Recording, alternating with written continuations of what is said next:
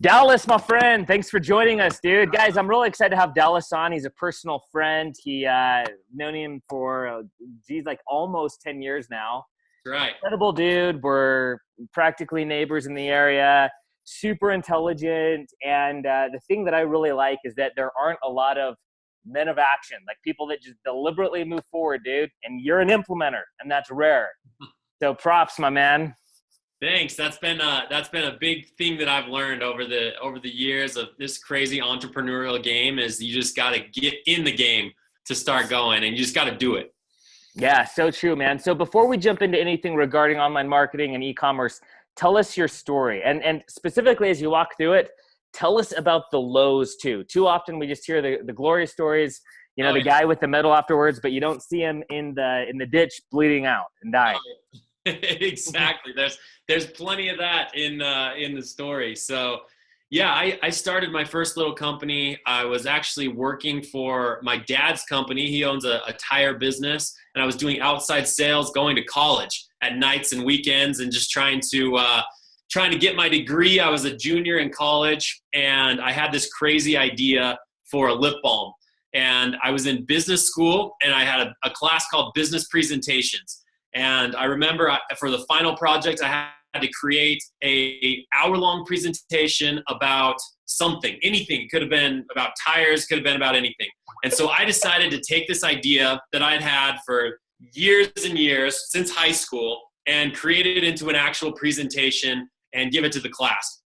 So I take my little business idea, I mock up graphics, I created a little video, and I made it as if it was a real company.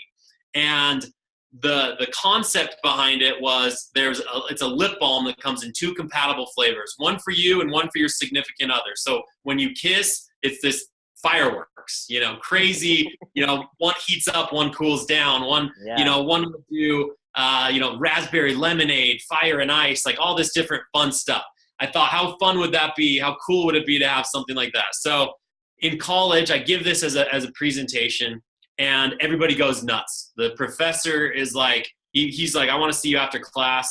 I thought I was in trouble. I thought I did something wrong, but everybody in class was like, this is great. Like, does this stuff exist? And I'm like, no, it's just a mock-up. I mocked up everything for the thing. But then the professor talks to me and he's like, are you seriously going to do that? Are you going to do this business? And I remember talking to him, and he offered me right there. He's like, if you're going to do it, I'll invest. He's like, I've seen a lot of products. I've seen a lot of presentations through the last 10 years of doing this class, and this one really could scale. It could work, and I'll offer you, I'd be interested in investing $20,000 if you're really going to do this. And I'm like floored at that point. I'm like, are you for real? This guy just offered me money, but I didn't take any of his money, but it put me mentally to the next level. I had a good job. I was just recently married. I had no reason to jump out into the void that is entrepreneurship. I could have grown and potentially owned my dad's company, bought it from him at the right time. I was a really good bet for my wife, right? I was solid. I was. That is so funny, dude. and I threw that all out the window. Blindsided her right away, dude.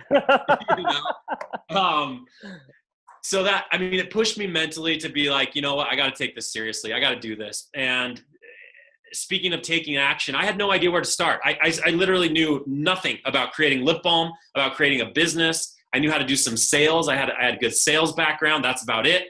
And I turned to Google. That's the first thing I did. I turned to Google and I said, how to create lip balm. I started researching chemistry. I started researching formulation. I started researching all the different types of things you want in a lip balm, you don't want in a lip balm. And I started to become more and more of an expert in lip balm and formulation.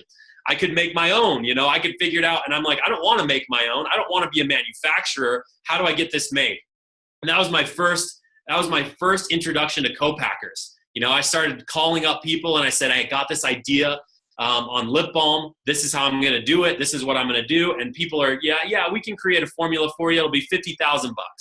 That was the first wall, bam, you get hit with a brick wall of 50 grand. I don't have $10, let alone $50,000. So how am I going to overcome this? So, what I learned is, let's take my skills. Let's take what I'm good at, and I'm good at selling. I know how to sell. So I go to a couple manufacturers that are right in my backyard here in Utah. Turns out there's tons of lip balm manufacturers right here in Utah, which is crazy. And I go to one of the manufacturers, and I dress all up, and I'm super confident. I walk in there. I'm like, I have a killer idea. I have a fantastic idea, and I'm going to make you sign an NDA. And I was super naive, right? I'm going to make you sign an NDA because it's so cool and so epic that you're going to love it and you're going to want to do it. And so I talked them through the idea, and I had it well thought out. I had a pitch ready to go. And the guy sitting on the other end of the table is like, this is actually not a bad idea. Like, I can see this working. And so I said, here's what I need. I need the formulation made. I need, the packaging done. I need a lot of this stuff done. He's like, well, tell you what, we'll do the formulation for you, and we're not going to charge you. It's like, bam, $50,000 gone. Now I had to buy a certain amount of product from them over time, which I did. But that's the first thing gone. So whereas 2 weeks before I thought I was out, I was down and out, that's the first, I'm never going to get 50 grand. I don't want to go take out a loan. I'm done. And now all of a sudden I had that thing finished, but then I needed a logo. I needed package design. I needed all this other stuff that cost money, and I still had no money. And so I went to, the next step was, okay, I just figured that out. Now I can figure everything else out. So I went to my local college where I was enrolled in school and went to the graphic design department. I said, hey, who's your best graphic designers? Who's the ones that are the coolest students who would be fun to work with, and they need to do a class project anyway. They need to do a final project. And I pitched them, hey, build me a website, build the graphic design on my product, build me a website, and use it as your class, use it as your final project, as your senior project in art school. And I found a team to do it, and they were like, sweet. So I paid them $50 and bought them some, took them some cookies and whatnot, and they built all of my graphics, and my logo that I use today was all done for their senior project. And then that was a check that one, we've got that. And then it came to actually creating, once I had the formula, once I had the packaging, I had a janky little website up, and now it was time to actually get product. And that was the first actual dollars I needed to spend. So I still have no money. I go to my parents and tell them this insane idea, right? They're like, well, don't quit your day job, but we'll give you $5,000 to buy lip balm. And so, they hand over the $5,000. I buy a bunch of lip balm, which $5,000 buys a lot of lip balm, turns out. And then just started hustling. I started selling this stuff.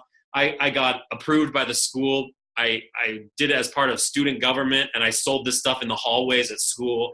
I started selling this to salons and boutiques around Utah. I started just getting out there and hustling. And then I started just loving it. I'm like, you know what? I should probably quit my job, and I'm going to do this full time. So I quit my great job with good benefits, and I start hustling, selling this stuff. Well, it turns out you need to sell a whole lot of lip balm, a lot more than $5,000 worth to make any money. And I realized that about 2 months in, and all my savings is gone, and I'm literally just freaking out about how I'm going to make bills the next month. And I'm like, okay, so this isn't working. And then we find out, well, I'll take it back a step. We decide to drop insurance because that's an added expense that we don't need. And we're young and we're healthy and everything. Yeah. So we're going to drop insurance. Turns out we find out when we're pregnant, surprise, about 2 weeks after we drop insurance. And we can't get it back. So we find out, total surprise, that we're going to have a baby. And now I'm like really freaking out. I'm like double, going, what was I thinking? I dropped a really great job. I have no benefits now. I'm trying to sell this lip balm stuff basically door to door at these salons and boutiques. I'm going to trade shows. I'm trying to schlep this stuff wherever I can, but it's just a challenge. And I decided I needed to get a night job. So this was my next brilliant plan, is I was going to go stock shelves at Winco all night long. And I did that with my business partner at the time. We both got the same job so that we could be together and talk about the business all night long.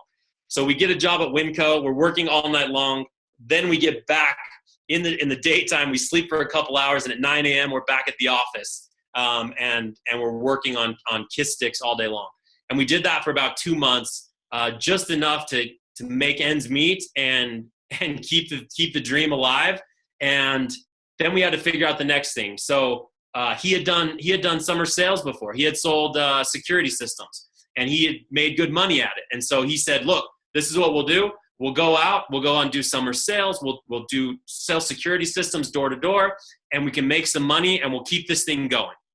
And he convinced me to go out there. We moved our families to Texas and started knocking doors.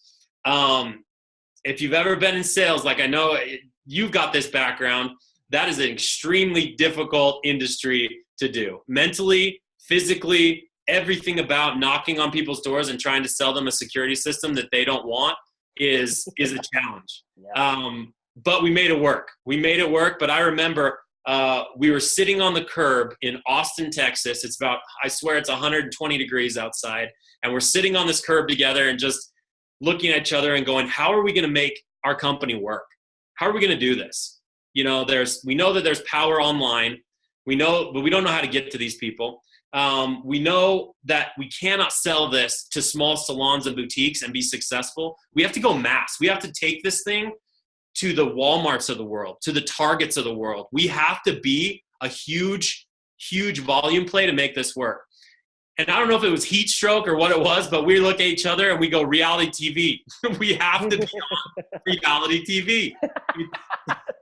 It's free. We can get on there where millions of people are going to see our amazing idea and they're going to buy it, right? And nobody can tell us otherwise. And if we would have known the stats, I'm glad we didn't know the stats, but we started looking up shows that we could potentially be on.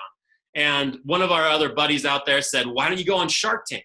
And Shark Tank was a new show at that point. It was on season 3. They were starting to film for a relatively new concept. Mark Cuban was now a shark full time, and that was the big thing in season 3. And everybody's excited about it. And they had about 5 to 6 million people that tuned in. Now it's huge. Now it's so much bigger than that. But back then it was about 5 to 6 million people. So we're like, golden, Shark Tank. So back to Google, right? How to get on Shark Tank, you know? And sure enough, crazy. But that weekend there were open casting calls in Dallas, Texas. We're in Austin. So we take Saturday off. We cruise over there, show up at this at the American Airlines Center, and there's a line like American Idol all the way down and outside with just tons of just crazy people. So we wait in hours and hours and hours. Everybody's dressed up in these suits and ties, and they're looking sharp, and that's how we showed up as well. And we knew as soon as we walked over there, we knew we had to be different. We had to look different. Everybody's in a suit and tie. The one thing that I knew about branding and sales and marketing is that we had to stand out. If there were this many people, if there were 3,000 people in suits and ties, we did not want to be in suits and ties. So we got our little wristband that saved our place in line, and we took off to the mall. And we had Kiss Stick shirts, so we bought a button-up shirt that went over it, and we got in our jeans, and we got bright blue and bright green Chuck Taylor tennis shoes, put those on.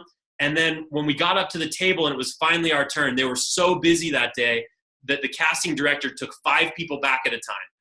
And they put you around a table. So you had one person in the middle, and you had, people on each side of you, and you had no privacy to pitch your business. That was it. So she said, you're each going to get 30 seconds. She's like, we're way too busy today. So number 1, go.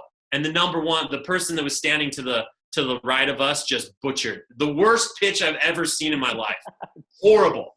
Nervous, awful, just totally kills it. She's like, you can tell she's just unimpressed. And she's like, okay, next. The next guys, same, a little bit better, slightly better, but awful. And then we're right in the middle. And she's like, okay, what do you guys have? And we rip off our button-up shirt. I mean, buttons are flying all over the place. And we got our Kiss Stick shirts underneath. And we're like, we're Kiss Sticks. It's a lip balm. Comes in 2 compatible flavors. And we're just pitching our guts out. And 30 seconds pass. And she lets us, and we're still pitching. A minute passes, and we're still pitching. 2 minutes go by, and she's like, wait, guys. She's like, is this a real company? And we're like, yes.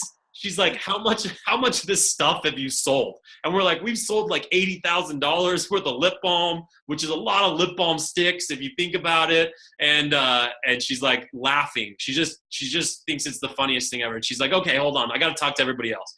So she talks to everybody else. long story short, puts us through to the next round. Then we get to the next round, and we found out that season, there were about 30,000 people that tried out for Shark Tank, okay?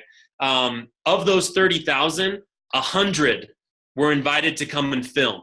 And of those 100 people, 60 people made it on air. Wow. And we had no idea and we didn't care. And I think that's something that's an interesting thing about entrepreneurship is you can't care. You can't, if you look at the stats and you start looking at everything about, how many people are successful and how many companies make it, how long it takes them to make $1 million, you start looking at those stats, they're depressing. And and mentally you'll look at it and go, well, I don't think if all these people can't be successful, maybe I can't either. And I think that's something we just didn't care at all. And we didn't care about the stats, and nobody could tell us we weren't going to be on reality TV. And they invited us to come pitch. We took the same concept. We wore our blue and green Chuck Taylors on air. We walked out there in front of millionaires and billionaires and pitched a goofy college concept that really had no business to be in the Shark Tank. And really a marketing play around lip balm. And Mark Cuban gave us an offer, and we did a deal with Mark Cuban, and it's still our partner today. And it's turned from lip balm to private label products to creating all sorts of different lotions and potions for all different types of companies. And it's spiraled into multiple businesses. It's spiraled into not only, this learning the retail side of things, how to take a product, take it from a napkin drawing and then take it into retail. But then it's spiraled into, how to take other products there. Once we learn that skill set, we can help other products get into retail.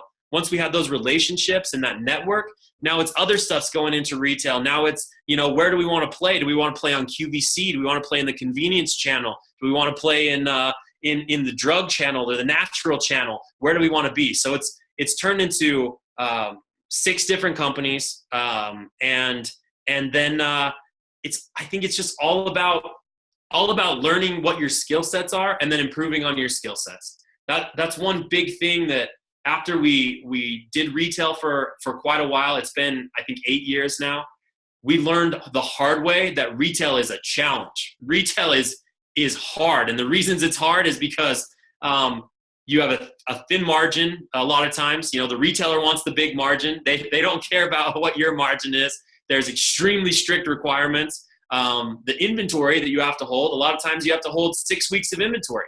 The payment terms, you're 60 plus days getting paid from people. But then we saw the cool side of retail. We did some stuff on QVC, and we sold $97,000 worth of lip balm in 6 minutes. And that was like incredible, and we had a good deal. So we started learning how to negotiate good deals with retailers. And we got burned. Honestly, our first big deal that we talked about on Shark Tank, you talk about lows and how, some times where you're laying in the ditch and you're laying on your driveway bawling because you think your whole, world is caving in. This is one of those moments. So we did a deal with Walgreens, and it was for full chain distribution. We're talking like 7,000 plus stores at this time. And for us, this was the dollar signs were in our eyes. We thought we had made it, and we were millionaires, and we were counting the money before it even came through the door. Well, when you're in retail, you use broker networks. You use people who have relationships, who used to be at those retailers, and now have created a brokering company, and then they help you get into those retailers, and you pay them a commission. We had a brokering company, and the person that was helping us out helped us set our products up in the system. Now, for whatever reason, whether it's somebody on my team's fault or whether it was their fault, the information that made it into Walgreens' system was that it was a 12-pack set. It was a clip strip program. You see those clip strips in the you go through the grocery store and all sorts of stuff are hanging on them as you walk by. It was a clip strip program with our lip balm on them. And there was 12 lip balms on a clip strip. Well, we had 4 clip strips in a master carton.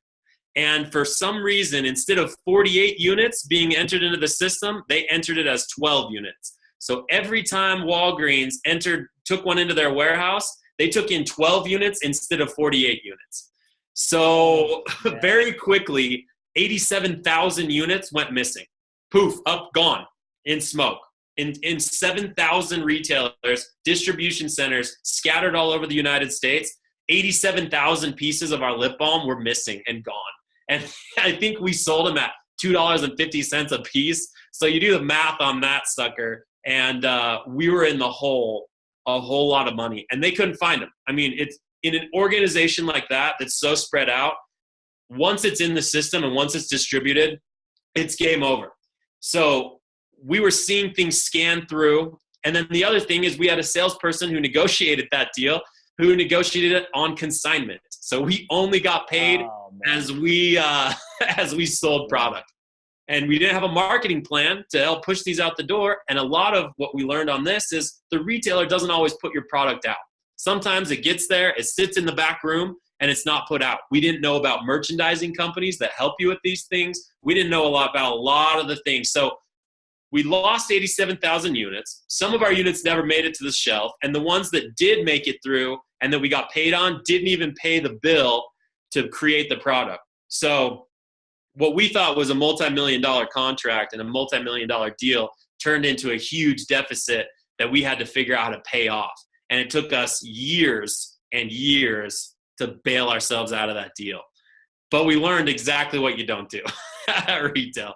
We learned what you don't do, how you don't deal with, how you deal with brokers, how you double check absolutely everything, and never to, at our stage of the company, to do something on consignment and push something into a massive chain like that when we weren't funded to do that deal ever. So huge step. Incredible, man. Hey, before we jump into e-com stuff, I got a question for you. I've been asking this question to a variety of people, and I'll frame it the same way I framed it for them. A lot of people wish, in their minds that they had this, had that, were you. Fewer people talk about it, but they do, and they commit to it, etc. But the people that actually do achieve it are the ones that don't do it in one magnificent grand slam. It's every single day, the tiny base hits, inch here, inch there, bloody ground here, bloody ground there, and eventually that builds the building. What's your routine, day in, day out, those small things that add up with consistency and persistence to the success that you have? Yeah, I think it's a couple of things.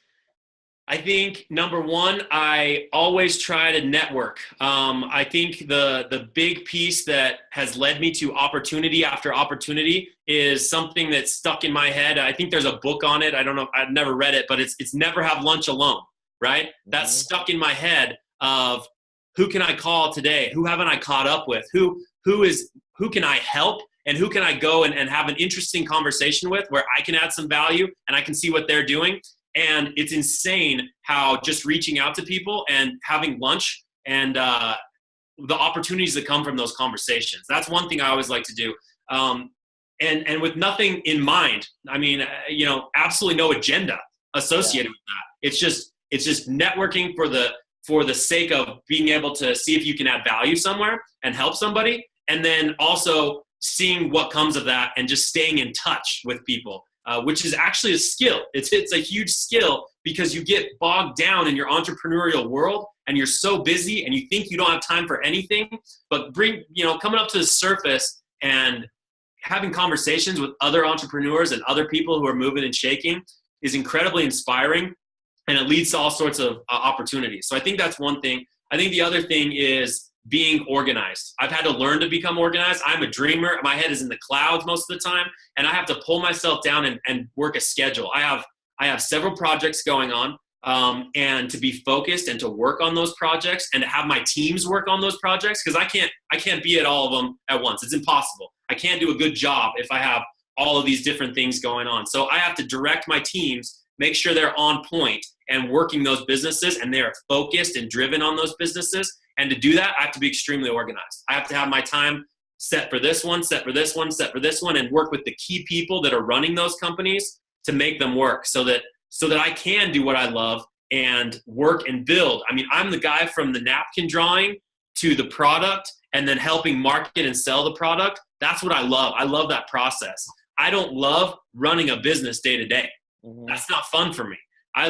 So I employ the people to do that, and then from a higher level, work on that process and that product development, and then sales and marketing. For years, I didn't understand that I was a quick start, that I could get quick momentum from something that had zero momentum, but that once it had that speed, like I lost all interest. But I thought I was supposed to carry it forward, and it severely hurt my ability to impact and have the impact I was trying to have. So understanding yourself and realizing that is such a key, man. So tell us about e-com, because you started like a long time ago because you had to get things into retail. What's that story? Yeah. So I threw up an e-commerce site, man, 8 years ago or so. It was terrible. It was terrible. And I never really understood e-commerce. Back then everything was about pay-per-click, right? Everything was about pay-per-click, and nobody was searching for kissing lip balm. It didn't exist, you know? I would lose at pay-per-click every single time. Like, it was a waste of money for a novelty product, right? So I couldn't do it. But as my brand started to grow and I was on Shark Tank, I had all this exposure, the e-commerce started to come, and I started learning bits here and there. What I realized 3 years ago is I need to be in the e-com game. I have to be in it. And it is going, more and more stores are closing down. More and more people are going online. Amazon is growing like crazy. And so I started looking into Amazon and learning more and more and more about Amazon. And I decided I need to learn Amazon.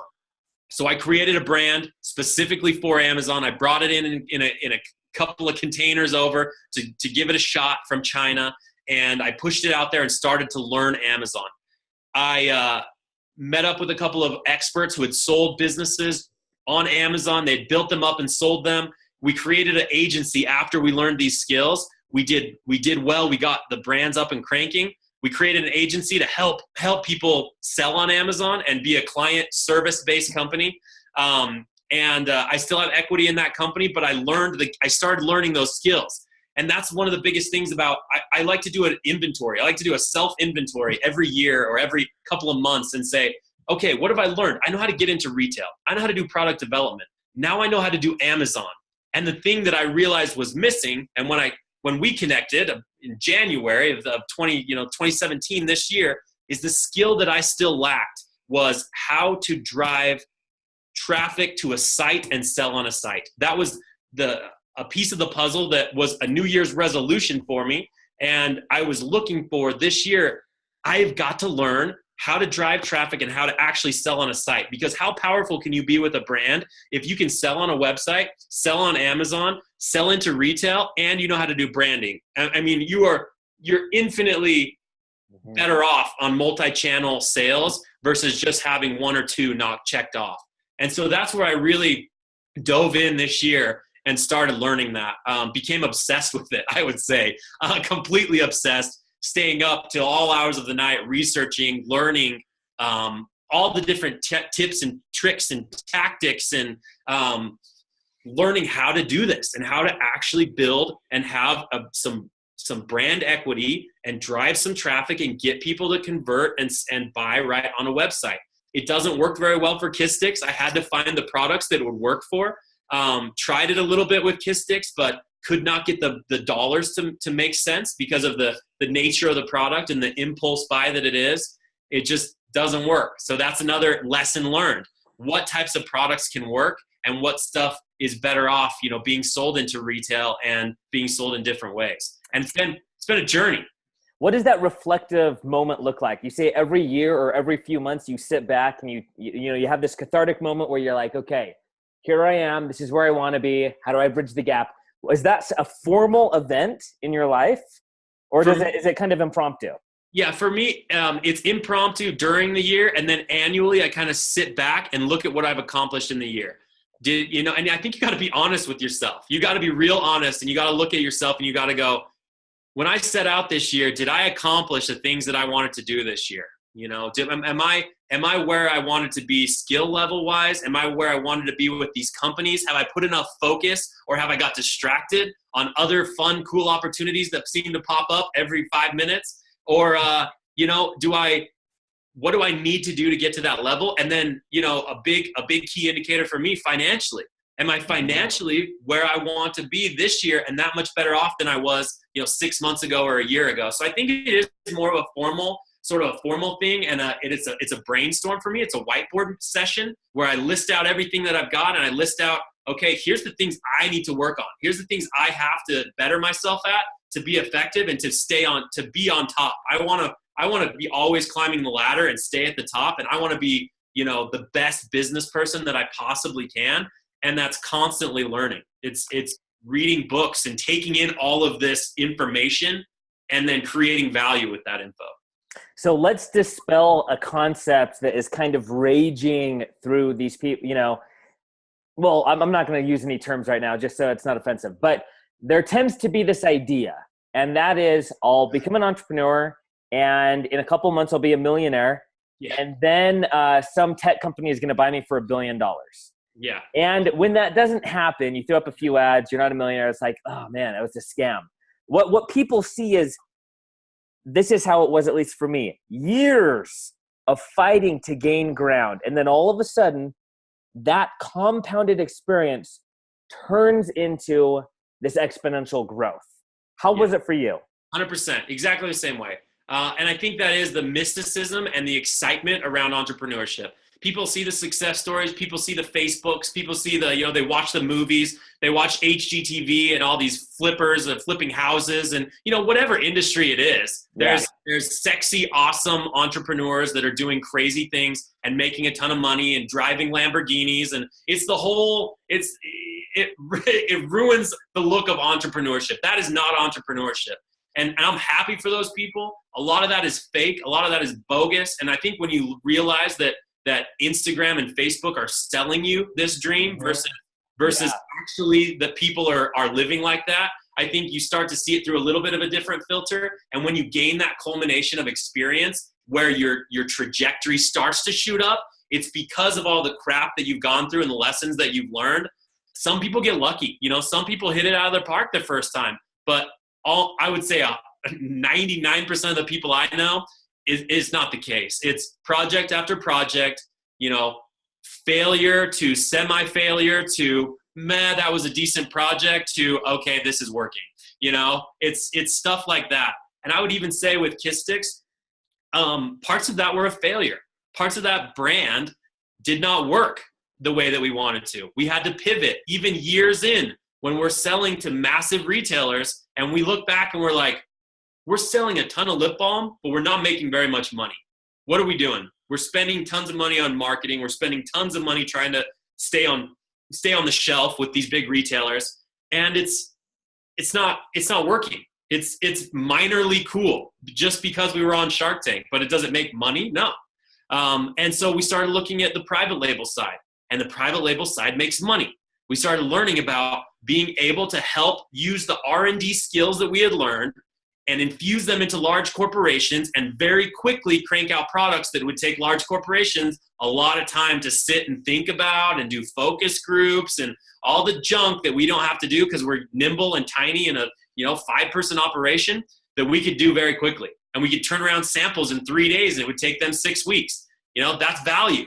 And so we started doing that kind of stuff, started making money on it. And it's like, okay, this is starting to work. And so you take a failure, or what you could look at as a failure, to something that's cool and starts to work. And then you take those skills and you apply them somewhere else. And you apply them somewhere else. And then finally you start seeing that trajectory. But I think for most people, that's exactly what it is. It's a ton of hard work.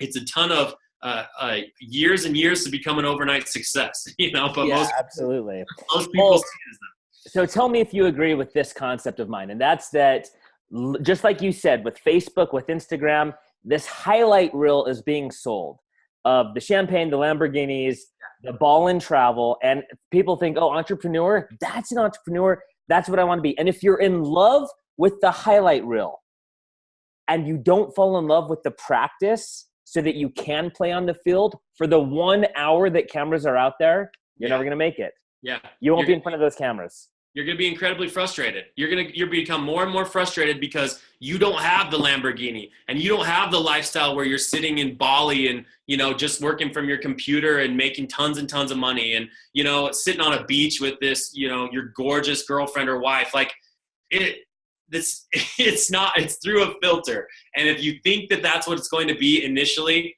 I mean, you can get there. By all means, you can get there if that's what you want, and if that's what truly you have to look at yourself and figure out what does success mean to you. And if that's what you're after, then, you know, you can make it, you can get there.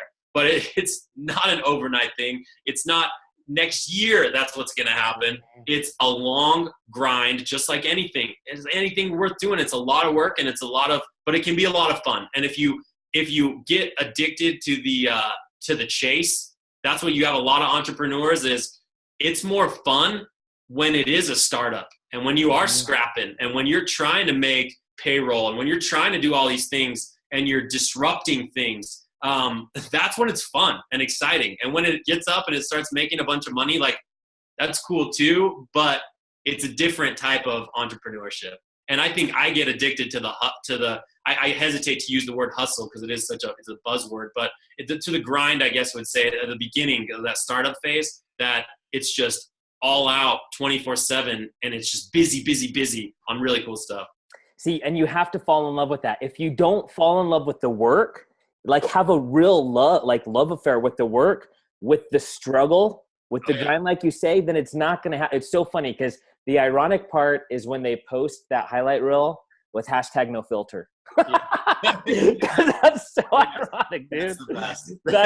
I know. And it's just it's not the thing. Yeah. So what now in your life, what role does e-com play, and where do you see that going? Yeah. So for me, it's a transition. Retail will always be a part of my strategy, but it's a long-term strategy. It's a long-term brand strategy. I'm doing some things right now with retail, launching several different brands and doing it specifically in the food and beverage, healthy food and beverage that's growing. I love looking at what's coming in the market and what's working. I think with Amazon and their diving into the Whole Foods business, which is very interesting. Healthy food and beverage is here to stay, and it's not going away. It's not just a buzz and excitement for a little while. A healthier lifestyle and healthier products are around, and they're going to be and continue to be a part of everybody's life. So I made a play for retail. I'm launching things through the natural channel, through big retail, but I've understood and know that it's a long-term gig. It's a ton of capital. It's a ton of stress. It's a ton of 18-month sales cycles and flying all over the country. And I understand that now, and I get it, and it's part of my long-term strategy. Where e-commerce comes in, and the fun and exciting part about e-commerce that I've learned this last year is that it can be fast. It can be immediate, not just fast, immediate. You can throw up a website, you can get products, you can brand. I'm a branding, product and branding guy, so I love to create the brand. You can do some nice branding, make it look fantastic, and start driving traffic and have sales immediately within hours of launching traffic. And that to me blew my mind. And not only is a huge focus, so I've kind of split the two things. I've got my retail strategy, now I've got my e-com strategy. Specifically, what does that look like? On our first website, we've been able to launch it started it in February, struggled to figure it out for 30 to 45 days. Launched March, we started getting serious. Did over $150,000 in March. I would call that month one. Mm-hmm. Blew it up. April, huge. It'll do over 2.3, 2.4 million in the first 10 months of that site being up. That's phenomenal for having nothing and knowing nothing about this in January. Yeah. And so now seeing that, it's how do I duplicate that? So what I'm doing is I've got four other sites that are exactly like it in different phases of either being built or launched, and just duplicating that e-commerce strategy, the exact same strategy, but slapping brands onto it.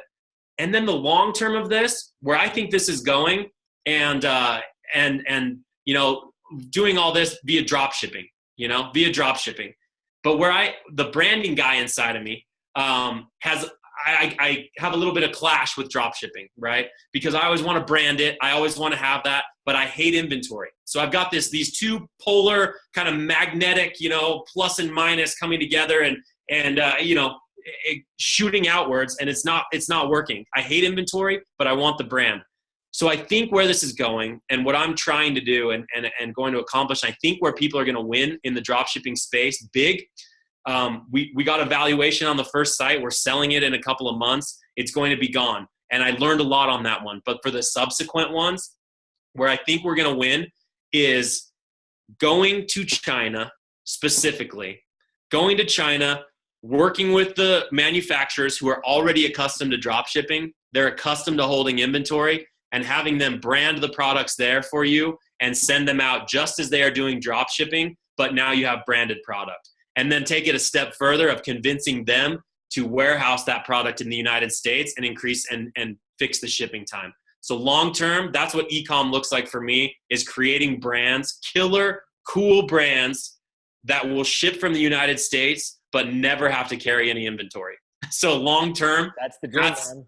That's how I'm going. That's what I'm trying to fix and work. Well, dude, you should come over with us in November. We're going over, and one of the reasons why is to move the warehouse from Salt Lake to China so that individual e-com brands can literally have branded boxes, branded inserts, branded items. Yeah. Like that's the whole purpose. Totally. I love it. I think that's brilliant, because I think that's where, as more and more people understand drop shipping and figure out drop shipping, years from now, this could be years from now.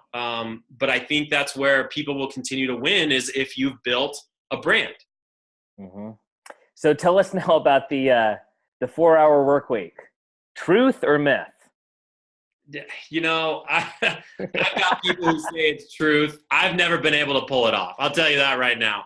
If I was only working 4 hours, I don't know what I would do with myself the rest of the time. But I was on a conference call with my international partners till 3:30 in the morning last night. Like, that's me. It's the grind. It's some people can pull it off, but with the amount of business that I want to do and that I have aspirations to do, and with the goals that I have in mind for myself and then financially and where I want to be with e-commerce and retail and everything else, there's no possible way that I could work 4 hours in a week and pull it all off at this point in my life. Maybe someday I'll get there. Maybe I'm just not smart enough to figure it out. I don't know, but I don't see it. I just don't see it.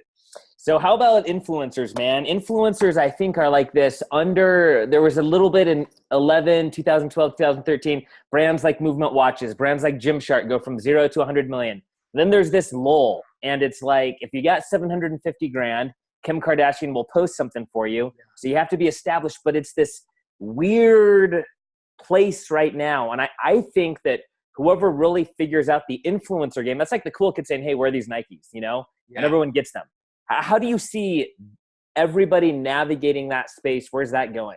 Yeah, that's a challenge right now too, because it's a challenge to know who's real and who's not online, right? Mm-hmm. You have to look, because I was reading an article the other day that talked about people trying to fake it. They were literally trying to prove a point to brands. That same one. They were in a marketing agency, and they threw up a bunch of stock images about travel and different things. And they threw it on Instagram, and they paid for a bunch of likes for like $300 and got thousands of likes. And then they started reaching out to brands and saying, hey, look, check us out. And they got deals. Brands were giving them money for fake Instagram accounts. So I think if you get with the right influencers, it's incredibly successful. I'll tell you how we did it and how we do it for one of our websites. We got, and don't have millions of followers yet or anything like that, but we've gone from 0 to about 54,000 followers on Instagram, and then we've gone from 0 to about 80,000 likes on Facebook, completely organically. We haven't cheated the system at all. Those are completely organic and actual engaging followers. And a big way that we did it is we source content from them. We take our products that people like, and we reach out to the customers, and we ask them to take a photo with their kids and with their kids, with their families, whatever it is. And it's this fun family vibe, and they send those back into us. And once we get that, we have all of our content creation done for us. We don't spend money on it at all. Mm-hmm. It's all user fulfilled. Now, we didn't go after the big influencers at first, because we didn't want to spend the budget on it. And they taking these photos, they always are tagged in it when we post it. Those people are always tagged. And then for their little followers, they may have 1,000 or 2,000 followers, but their little followers all of a sudden see their friend in this, and then they share it.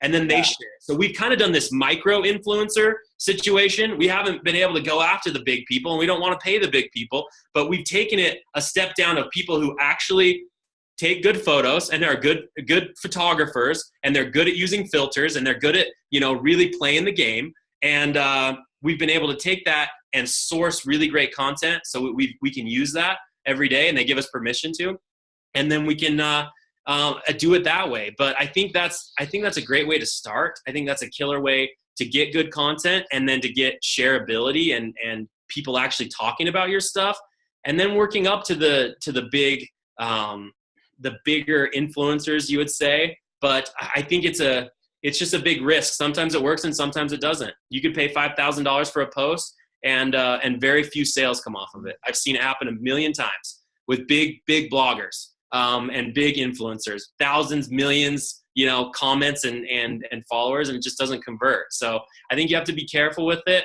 I think it's hard to find who will perform, but when you do, I like building more grassroots and building up to that.